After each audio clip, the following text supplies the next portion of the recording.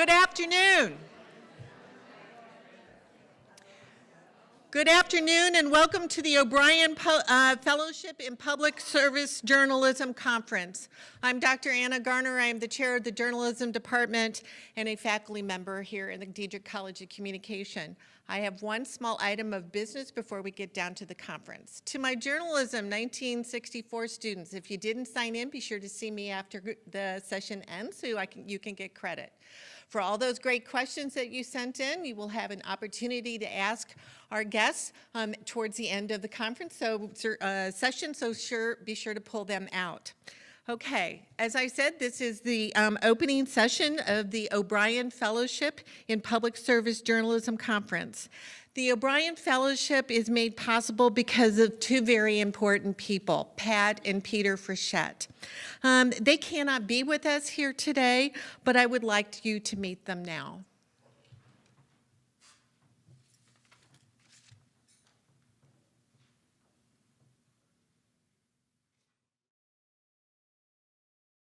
We really got involved for a couple of reasons. Pat's parents were both graduates of Marquette University, and we thought honoring their memory with something like this was something we wanted to do.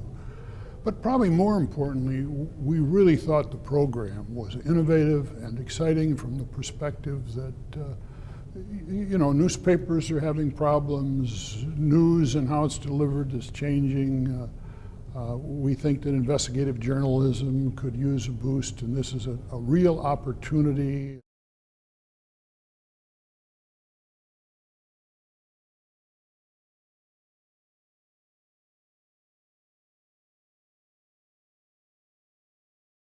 He lived it every day, and it was often a dinner table conversation. Which has lasted a lifetime.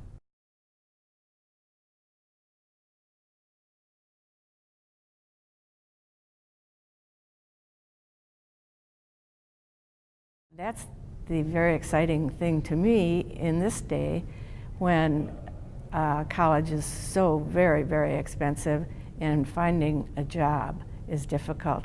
And this prepares them, as far as I'm concerned, to walk right on out and be able to find a job anywhere.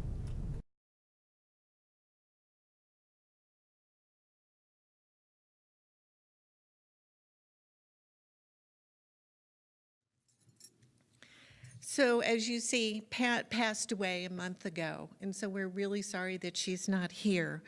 But Pat and Pete Frechette's gift in honor of her parents, Perry and Alicia O'Brien, has indeed been transformative, not only for the field of journalism by providing journalists from around the country with time and resources to complete excellent investigative and solutions-based journalism, whose stories have reached from 1.5 to 2 million people each year around the world, but has also been transformative in providing our students here in the Diederich College of Communication with being able to experience transformative education working one-on-one with OBrien Fellows. We've had nearly 50 graduate and undergraduate students spend at least one semester working with our OBrien Fellows.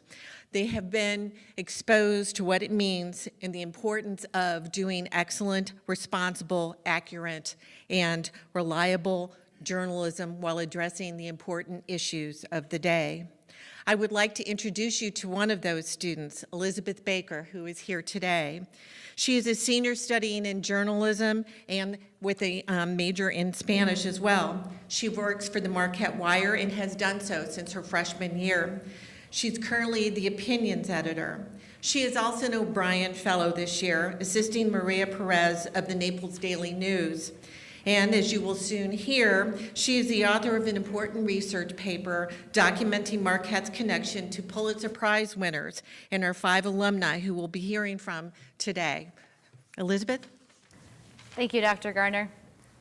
Last year, as she said, I wrote a journalism independent study research paper about Marquette's connection to the Pulitzer Prize, which is celebrating 100 years. So several Marquette alumni have gone on to become recipients, finalists, contributors, board members, jurors of the Pulitzer Prizes.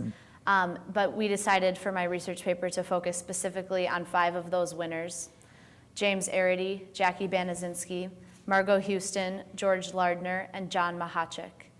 I'm joined by 2 of them here, Margo Huston and George Lardner. Margo won the Pulitzer Prize in 1977 for local and general news while at the Milwaukee Journal, and George won in 1993 for feature writing at the Washington Post.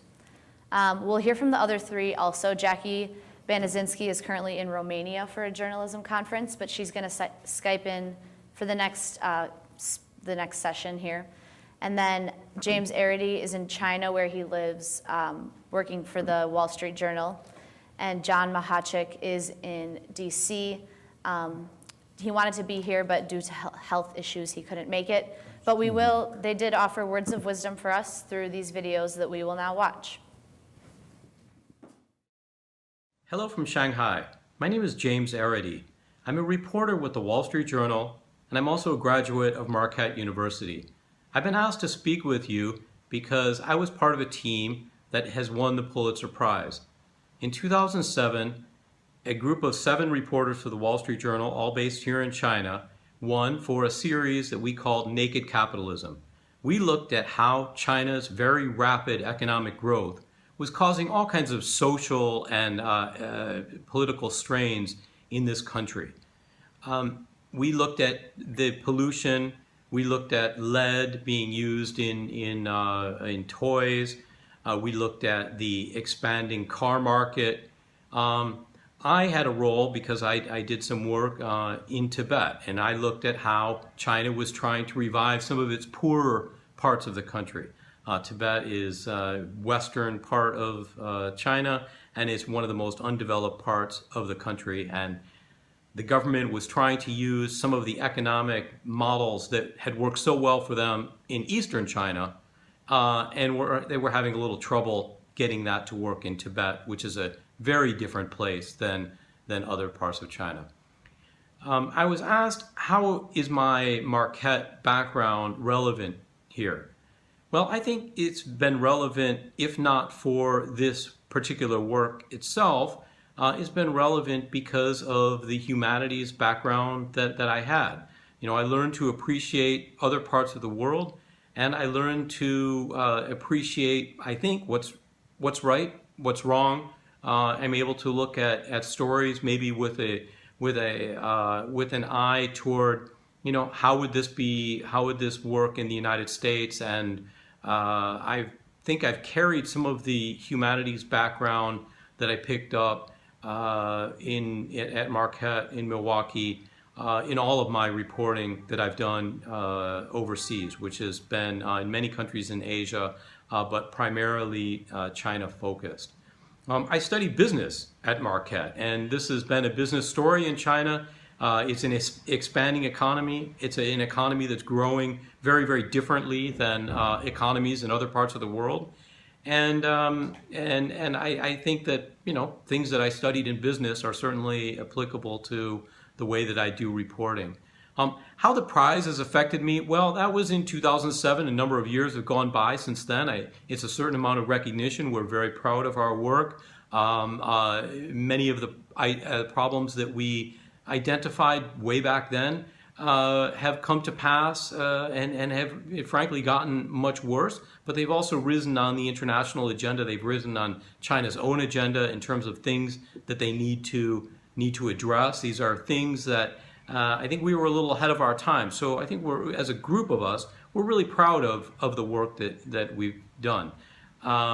You know, it certainly has great meaning for me. I mean, it's the biggest prize in this career that I've had for many years now, and I'm super proud to have been part of this team and part of this newspaper, have the support of the Wall Street Journal to nominate us in the first place, and then to follow through and you know, see that this work gained some recognition. I'm not sure that it's changed my life on a day-to-day level on, you know, to much extent. Maybe people look at me differently. I'm not sure. It's journalism is a grind, and it hasn't ceased to be since that event. I wish you luck there at Marquette, and thank you for spending time listening to a little bit about my story. So as he said, James Areddy had extensive business knowledge, and he had studied business at Marquette and then spent his entire career at the Wall Street Journal, so dealing with business. The next alum we'll hear from, John Machacek, had a little bit of a different route to his Pulitzer Prize. He was at the Rochester Times-Union in New York during the Attica prison riots. So he won the prize for breaking news reporting. Oh, my God. Hello, my name is John Machacek, journalism class of '62, and co-winner of the 1972 Pulitzer Prize for local, general, or spot news reporting covering the Attica prison uprising in upstate New York. As Elizabeth Baker wrote in her fine research paper, we had fulfilled a pivotal role of journalism, exposing the state's lies to citizens while serving as a public watchdog.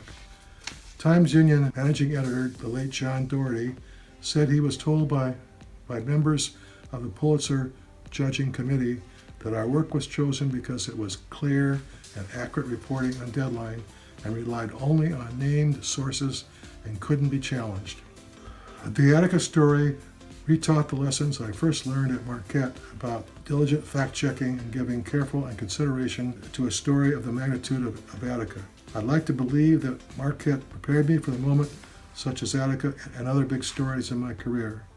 Every so often I found myself applying something I had learned or simply asking the question, was I totally fair and accurate? I feel that working on the Marquette Trib as a reporter and editor gave me a good start and an advantage over others once I was in the field after graduation. Working on the Trib in Copus Hall, then the home of the College of Journalism, was like working in a miniature newsroom where students learned the art of storytelling and collaboration. The Pulitzer helped me reach my career goals that I set after arriving in Rochester. It smoothed my path to key beats in the Times-Union, which led to my ultimate goal, the Washington Bureau of the Gannett newspapers. At first, the Pulitzer changed my everyday reporting life in Rochester. Our pictures were plastered on placards on the sides of buses under the headline, "They are that good every day." I was pleased but somewhat nervous because it seemed to raise the bar exceedingly high for us. But the prize opened doors. I found that people wanted to know and be interviewed by a Pulitzer Prize winner. The prize also helped me win a professional journalism fellowship at Stanford University. I'm proud to be recognized as a Pulitzer Prize winner. It sets one apart from others in the crowded field of journalism and also brings recognition to those who have taught and mentored me. I'm sorry that the health issues have prevented me from being at Marquette today to join in the celebration of the university's role in the 100th anniversary of the Pulitzer. I've always felt a special bond for Marquette and the Pulitzer, and I'm now glad to see that they are being joined. Thank you.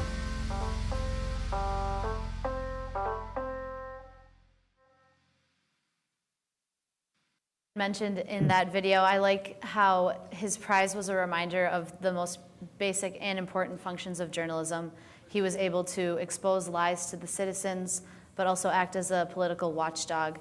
And he talked about, when I interviewed him last year, about how he learned those things at Marquette, and I think that's something that we continue to learn here in our journalism program.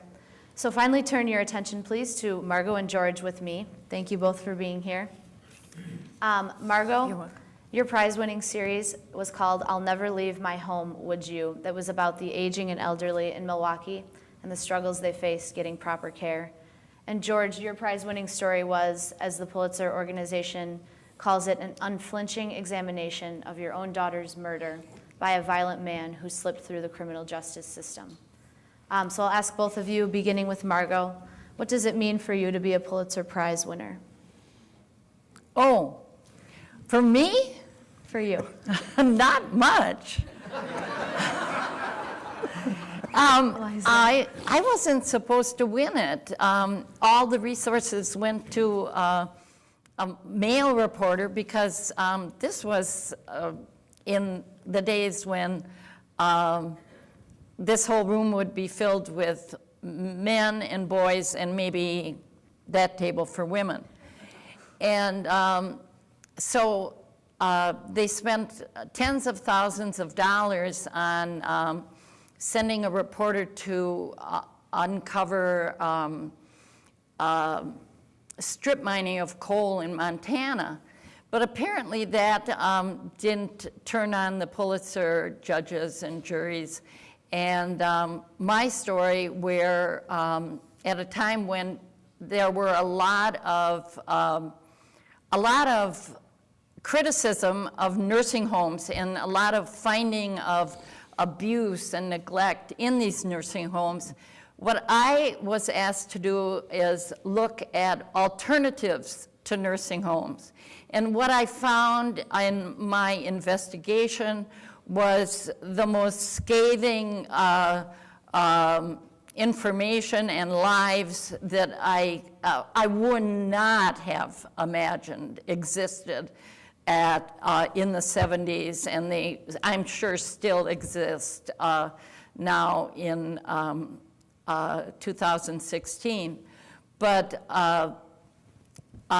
what I learned at Marquette, and it was a Professor George Areddy, who was I think he was a visiting professor who had been around the world and worked for Time and Newsweek probably, and he had us do a story where we picked something, anything. And what we did with that was we were to find out who the power brokers were and who the official power brokers were, but who the real power brokers were, and be able to tell an interesting, amazing story. And, you know, that's the kind of story that wins a Pulitzer Prize. Something that comes from nothing. Where do you start? In my, in the two stories that I'm most proud of, in the Pulitzer story, you know, alternatives to nursing homes. Where do you start? How do you win a Pulitzer on that? Well, somehow or another, the two things that I would like to have you remember, if you remember anything, would be shoe leather and sources. And if you have the ability to go where the story leads you, no matter where it is, no matter how it smells, no matter how it looks, you go there. And you have to go to the agencies and other people who might have some amazing information. And in my two biggest investigations where I used freedom of information and other techniques, it was the information that I was not supposed to be given that I got that made these stories great. And in 1976, I don't know, I just went to the health department to find out what happens to older people who don't go to nursing homes, not having any idea what they were going to say or anything. And this a nurse in the health department gave me two files, and one was called neglected adults and one was called abused adults. And that was at a time when abused children and neglected children were just becoming in the forefront. But nobody had ever heard of neglected adults or abused adults. And this is what I built my story on. And I went to many homes and many places. I went cold called, and you have to be willing to cold call. You have to just be willing to go wherever you think or you believe the story might be. Thank you. And George, what does it mean for you to be a Pulitzer Prize winner? Well, it was a great honor, but it also gave me an opportunity to talk about what happened to my daughter, Kristen. She was killed by a young man who was under court order to stay away from her. And I knew nothing about the young man. I didn't even know she had a boyfriend, much less one who had beat her up. And she got a court order, you know, to keep him away, but it didn't keep him away. And he raced after her on a Boston street and shot her in the back of the head one day. I looked into it and was amazed to see and find the shortcomings in the court system and the criminal justice system about how easily they dismissed violence against women. Yeah. That's something we're hearing about today. I think it may be a little better, but perhaps not much. Judges would, you know, just tell a fellow, well, don't bother this girl again. No safeguards, no nothing. And so I looked into that and I wrote about what happened to her, won the prize because of that, and then that led me to giving a series of lectures on violence against women, which I did for a number of years. Great. And it was very, very rewarding. Thank you. And so going off of that a little bit, Margo, you said that you talked a lot about your experience being a female journalist back in the 1970s. So do you see differences today, or what was that like for you back then? Well, back then we weren't allowed to wear pantsuits to work. There was a quota of 2 women in the newsroom. If one of them left and got married, which one of the professors here said was the purpose of women going to college, getting their MRS degree. So then they could hire another woman, but two, the number 2 of hundreds. And even today, my friends who are still at the newspaper tell me that the important events of the day are 2 meetings.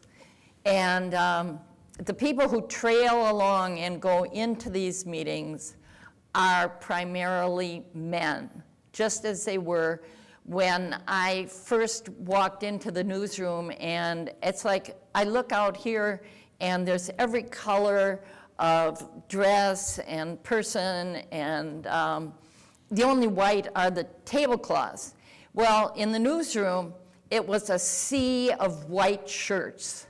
It was just white shirts all over this huge room, bigger than this. And I guess that told me what was going on. And I was kind of put in a special category so that they didn't have to have one of the women in the news department quit or something. I had a job. I just happened into a job on a feature section called the Green Sheet. But from there, I did work many times with women and men. Once we got the data on the salaries of all the employees, which were available to us only because we formed a union. And we formed the union only because people like me stayed up till 3, 4 in the morning inputting all this data that the company had to give us into our own home spreadsheets. And I had, you know, a 64K computer that cost $8,000, and I was able to do these spreadsheets and then manipulate them high to low, male to female, whatever. And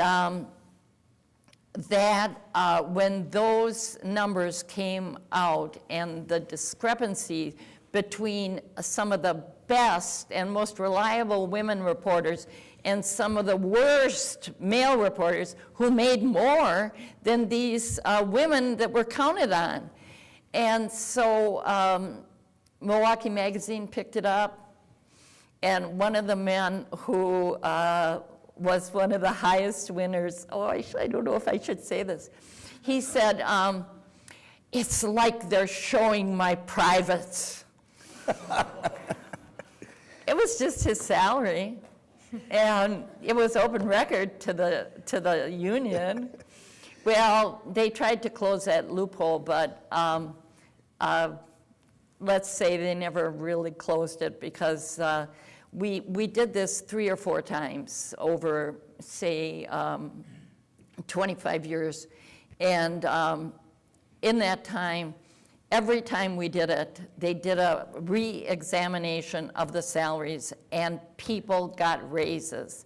Men got raises who were reliable and great, but underpaid. Same with women. And, but every time I did this, I did, they said, oh, blacks, they don't make much because they haven't worked here long enough. And same with women, you know. So I would take the salary data and I would do white males, women, and minorities. And then I would go year by year for the mean salaries. And I would go back 15 years. And then I would put that into a graph. And it was always, no matter how long, the white men were on top. No matter when they started, it was their starting date. And then the women came, and way down at the bottom were the minorities. And I don't know if, personally, I believe that if I did the same thing today, I'd find the same thing. Yeah, because although Bob Dylan was named the Nobel laureate in literature, the times they aren't a-changing. Margo, you answered this in your last answer, but George, how would you say your Marquette journalism experience played a role in you eventually winning the Pulitzer Prize? Well, it taught me how to just go out and get a story. Yeah. And write. They had this wonderful class or two where, you know, they just tell you to go down to the courthouse. Yeah, I remember that one. Poke around. Find something to write about. You know, you'd go to the coroner's office and they'd pull out a cadaver for you, and you'd look and wonder, well, how did that person get there? Yeah. And you'd find out, you'd write about it. Or into a courtroom, and you see this dumb judge who would ignore various assaults, and you write about that. And so it prepared me for, you know, the real world, because that was it. That was real. Right. So then, also like John Machacek, you were also editor-in-chief of the Marquette Tribune, correct? Yes, yes. That was in the day when the Trib had headquarters in this wonderful old rickety mansion called Copus Hall. Oh, yeah. And I remember it was a wonderful place with faculty, you know, on the upper floors, and the dean, Jeremiah O'Sullivan, you could hear his laugh all into the basement. A wonderful man. I remember mainly one little saying he had when he quit I think the St. Louis Bureau. He was bureau chief at United Press, and he just upped one day and quit and took a job at Marquette on this faculty. And his bosses, you know, they were just stunned. Why did you do this? And O'Sullivan wrote back, life too short, pay too low, hours too long. O'Sullivan. And That was a classic for all United Press histories. I think you can find it in a book, but Life too short. yes. Gotta go. Yep. Time to go. That's right. So the days at the Tribune were very busy, always full of things to do and stories to write and type to set. I learned how to set type, a little leaden instrument. And it was just a very memorable and rewarding experience. That's good to hear. So now we're going to open it up to questions. And like Dr. Gardner said before, there's a first-year journalism class here, so they maybe have some questions. If you have a question for both George and Margo or just one, just raise your hand and I can call on you, and then someone will bring you a microphone. Questions? We're excited for them. Yes, Mark. This would be for George. Okay. First, thank you to both of the panelists. Thank you to both of the panelists. Really interesting presentation. I wanted to ask George whether you had any hesitation about writing about your daughter's death. It was such an awful thing. Actually, no. I was angry and upset, and I was determined to find out why this had happened. Of course, my daughter was trying to handle it all by herself. She took the fellow to court. I didn't know a thing about it. I didn't even know, that he'd attacked her until, she was killed. I remember my oldest daughter, Helen, calling me and telling me in sobs, Kristen's been shot. So I went up there and poked around in the courthouses and so forth and found out the background of the fellow who shot her. He had a horrible upbringing, terrible childhood. Mother turned her back on him. And he was so dependent on Kristen that, and angry, one day he beat her up. She left, got a court order against him, and then he nursed the grudge until he shot her.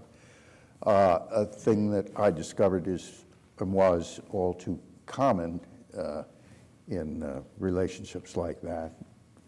Boyfriends feeling jilted, taking out their hatred on their former girlfriends. So in doing that, I was gratified by the response, and also started going into courthouses more often in cases involving restraining orders, stay away from this girl or this woman, and struck by how little safeguards the judges imposed on these thugs very often.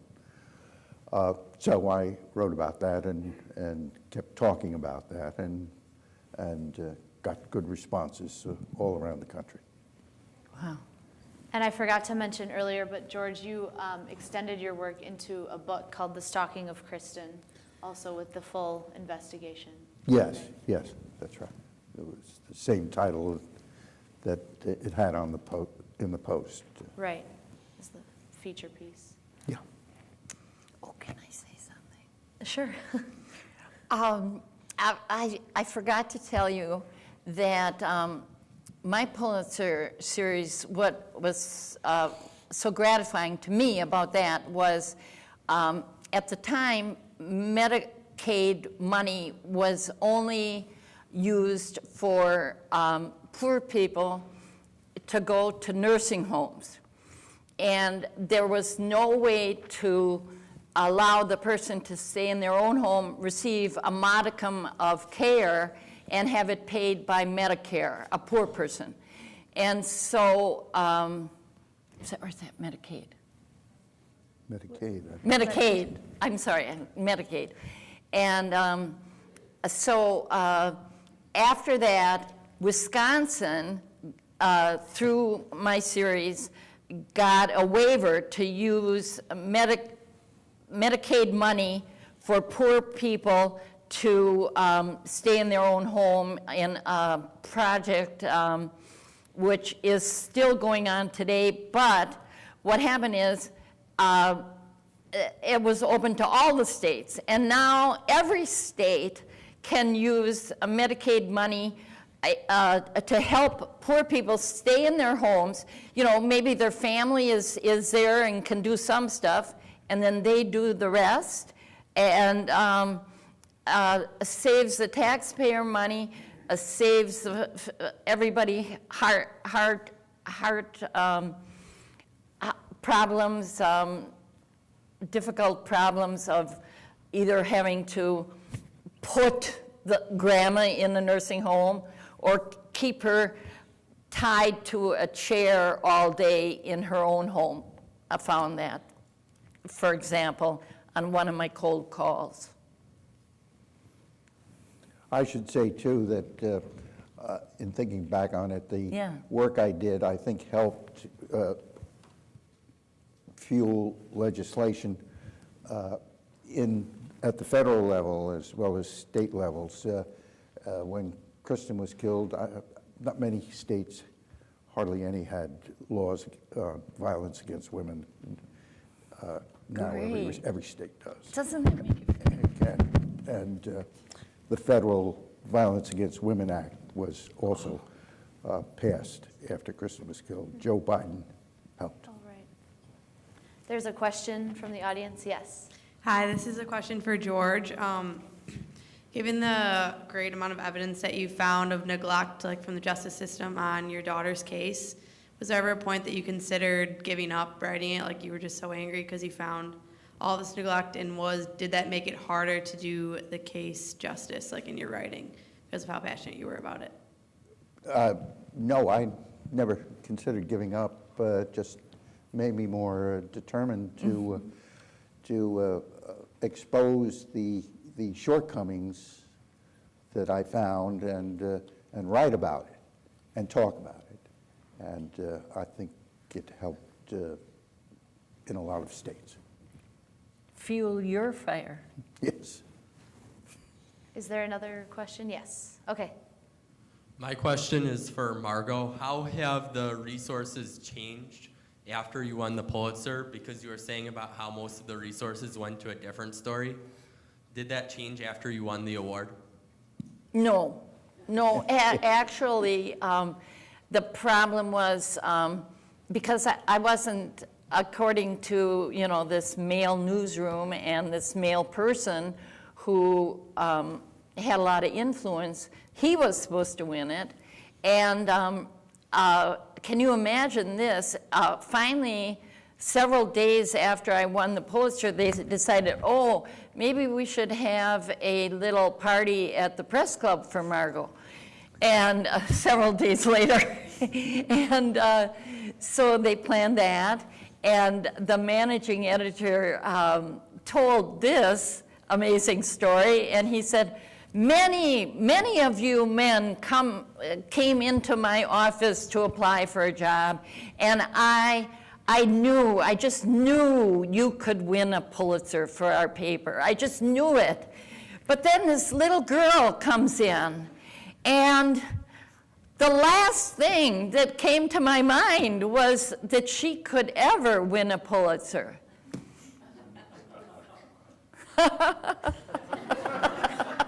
That's amazing. I was little at the time. Is there any another question? No. Both George and Margo, do you have? Oh, I'm sorry. Yes, go ahead. Hi. This can go for either Margo or George, both. Are there any questions that you found in your investigation that you never really found like answers to, or things that you never really solved, what have you?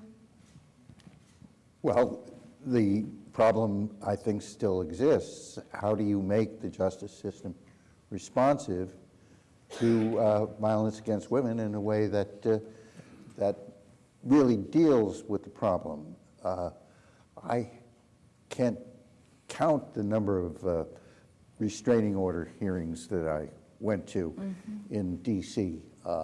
There's one courtroom in the basement of the Superior Court building there, and I'd just hang out there and shake my head, take notes, and, you know, it would happen over and over again. The fellow would be told, don't do this again. Well, what was that? Yeah.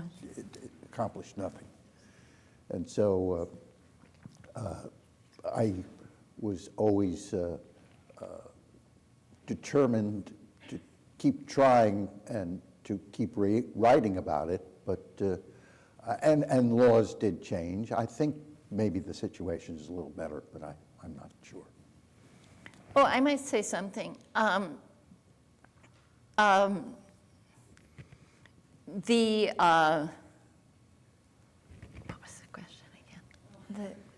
If there were any things that questions that never got answered from your investigation, from your reporting. Right. My entire series was read into the congressional record, and as I said, the federal guidelines for using Medicaid were changed. States, our states started this, having an ombudsman program for senior citizens, and the changes, I think, are still going on, and we all have to work as hard and diligently as we can to make this society fair and safe for everybody. I served for 7 years on the National News Council, which took complaints about the press and about whether it was fair or not. And that News Council is long gone, but there is the question of fairness, and it's not just in printed media. It's in, you know, it's even in the social media. I mean, it's in every type of media. And in my opinion, I think the investigations are one thing, and we can all learn to do those. And then the results can be put on any media that is available to you and that is popular at the time. One more question? Yes, I have a question for you both. I'm wondering what your path was between Marquette and the Pulitzer, like what your first job was and what else you did in between your time here and the award. I'm sorry, what was the question? Sorry, okay. What did you do after you graduated from Marquette until the time when you won your award?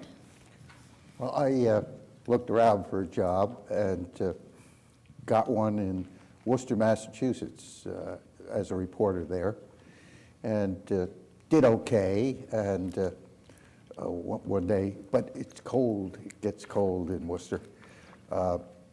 One day it got to be about 15 below, and my wife expressed her frustration. So I saw an ad on TV for Florida, so I got a job at the Miami Herald. And we stayed there for about 5 years. That was grand, but they pay you off in sand and sunshine, not real money. So I moved on. I wrote some letters and got a job at the Washington Post. Great. And stayed there ever since.